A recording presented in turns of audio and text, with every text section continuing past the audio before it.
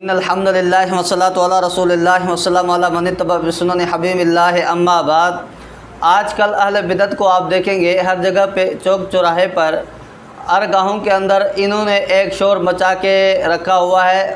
شور یہ کرتے ہیں کہ جی اکابرین علماء اہل سنت والجماعت علماء دیوبند پر مختلف قسم کے اعتراضات کے ساتھ ساتھ یہ بھی الزام لگاتے ہیں کہ جو دیوبندی ہیں یہ نعوذ باللہ استغفر اللہ معاذ اللہ نقل کفر نباشت کے یہ گستاخ ہیں، جبکہ حقیقت اس کے برعکس ہے۔ آپ کے سامنے اہل بدعت کی ہی کتب سے ثابت کروں گا کہ گستاخ کون ہے، پھر فیصلہ آپ کے ذمہ ہوگا کہ آپ اس بارے میں اپنی رائے کمنٹ کے اندر کیا فرماتے ہیں۔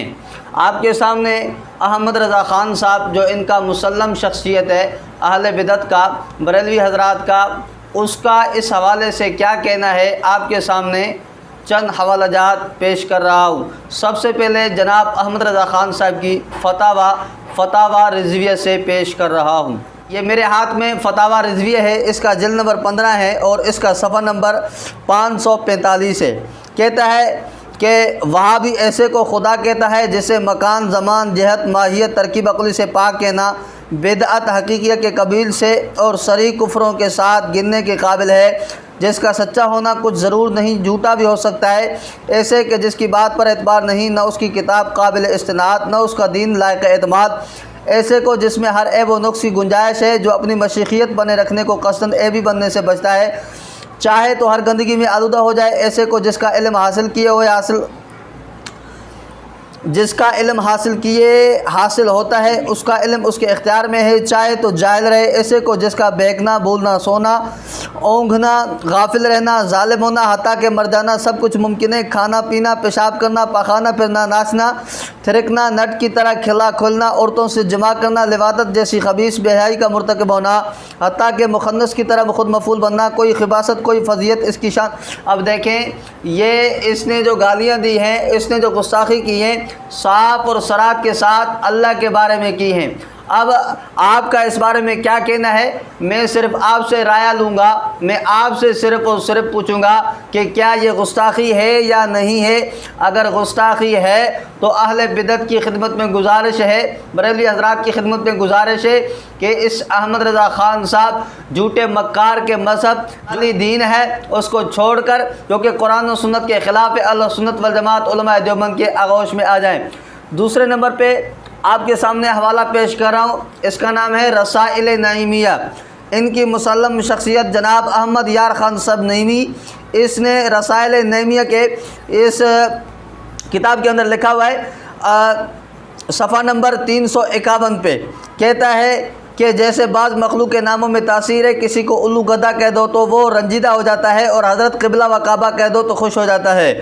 حالانکہ الو گدھا بھی مخلوق ہیں اور قبلہ کعبہ بھی ایسے خالق کے مختلف ناموں میں مختلف تاثیریں ہوتی ہیں، مختلف تاثیریں ہیں، نعوذ باللہ۔ یعنی جس طرح گدھے کے نام کے اندر تاثیر ہے، اسی طرح اللہ کے نام کی تشبیہ اس کے ساتھ دے رہا ہے، جس طرح اللہ کے نام میں تشبیہ ہے اسی طرح گدھے کے نام میں۔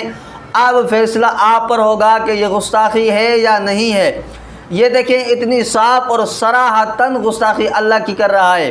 اچھا، تیسرے نمبر پہ میں آپ کے سامنے ایک اور کتاب پیش کروں گا جس کا نام ہے دیوان محمدی ہے۔ دیوان محمدی، اس کا صفحہ نمبر 135 ہے۔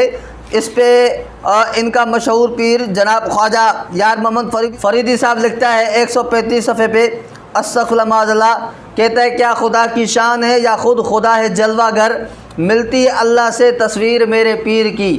یعنی اپنے پیر کو اللہ کی ہم شکل ہم صورت بنا رہا ہے، جبکہ اللہ نے قرآن کے اندر فرمایا لیسا کمثلہ شیء، اس جیسا کوئی نہیں ہے۔